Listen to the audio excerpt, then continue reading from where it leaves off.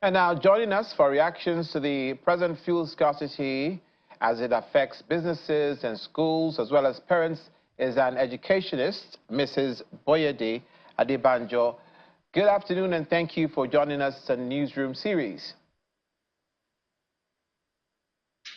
Good afternoon and thank you for having me. It's our pleasure indeed. And you know, as the saying goes, when it rains, it pours. Not only does Nigeria have to contend with the current economic situation that is very challenging, but now with the fuel scarcity, tomorrow being a public holiday, possibly a breather for parents. How has this affected, that is the scarcity, schools and school attendance? Okay, I mean, the truth is that schools should be left to focus on their area of strength, which is education. But with the fuel scarcity, we're having to think about, you know, the scarcity. Why is it happening? How can we make sure that learning is not interrupted and things like that? So it's, I mean, it's a big strain on us as educators and making sure that we have the right resources in place. It affects power in the classrooms, it affects transportation, especially for the school buses, and then for the you know, parents who want to come into their classrooms. I've already had a few parents, you know, say to me that if this goes on any longer, we may need to consider going back to virtual school, which, you know, we're equipped to handle. But then it just takes us back to those COVID days where, you know, we had to go back online, and it's just not the same as being in the classroom with the children. I see your point, and you just mentioned the transportation of students from their houses to the schools vis-a-vis the bus routes as provided by the schools. Will this affect possibly the fees of that the parents have to pay, factoring in the fact that now petrol is more expensive for those parents that rely on school buses to pick up their children? Oh, of course. In fact, over the last 1 year, we've had to do, I think, 2 increases to the school bus fees. And if there's a significant increase again, it's something we're going to have to consider because somebody, you know, must bear the cost. And it's just unfortunate that it's happening this way.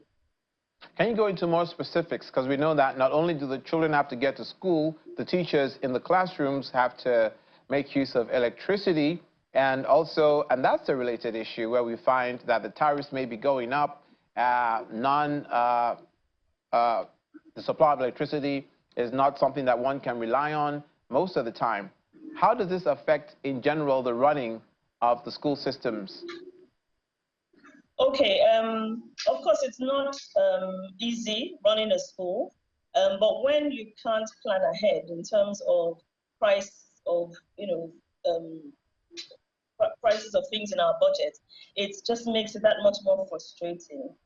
We have to power the classrooms. We have to, in fact, we have become some sort of power generator because we've had to install inverters, we've had to install solar power, but still this is not sufficient. You know, we still have to purchase diesel and fuel to make up for the time. As you know, the power supply is erratic, and when we are in classes and we're making use of electricity and you know, projectors and things like that, the last thing you want is the interruption. So the high cost of fuel or the increased cost of fuel that's looming is definitely not welcome. In terms of coming to school, the staff are already starting to mumble.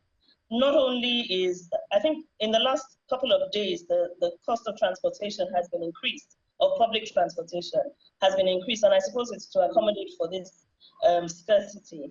And you know, they're already starting to mumble. This has a ripple effect because at some point they would also expect some sort of adjustment to salary. The parents are also having to deal with their own challenges and bringing the children here. As I said, some of them have already indicated that we should possibly start thinking about going online to teach the children. There are some schools, like, I don't know, maybe some of the public schools or some other private schools that may not afford to do these things. It's a real struggle, you know, and it begins to affect our mindset as well, as school leaders, as parents, that need to make sure that education goes on for children. So there's two things you've raised now, how it affects the mindsets of the teachers, of those behind the school system, and how it affects the children as well, is what I'm bringing up. That is there a danger that raising children in this sort of climate, where from the time they are yay high, they are affected by situations where their schools can't be properly run because of inefficient power supply and because of the challenges of the day, that this affects the psyche of the Nigerian child compared to other nations and other children around the world who are in more comfortable situations? Yes, I'll definitely say so, that there is definitely an impact on children. It may not be direct, it may not be obvious, but there is an impact. I mean, when you're working with adults who may be frustrated, you know, maybe a parent has gone to queue for hours and comes back home and is just frustrated and not in a very good mood, it will impact that child. Or, but you know, a member of staff also who has been you know, it's taking them longer than usual, or it's more expensive than usual for them to get to school, the frame of mind would be different from normal. And, you know, it will take them some time to settle. And that could have ripple effects on the children as well. I mean, and the children also see the adults in their lives struggling with, you know, struggling to get petrol, struggling to, you know, make sure that they get to school. And they tap into our emotions as well. And we hope the government certainly finds a solution to these problems. You've mentioned that going back to the COVID time of possibly distance learning. But thank you so much for your time, Mrs. Boyede Adebayo, who is an educationist and joined us on Newsroom Series.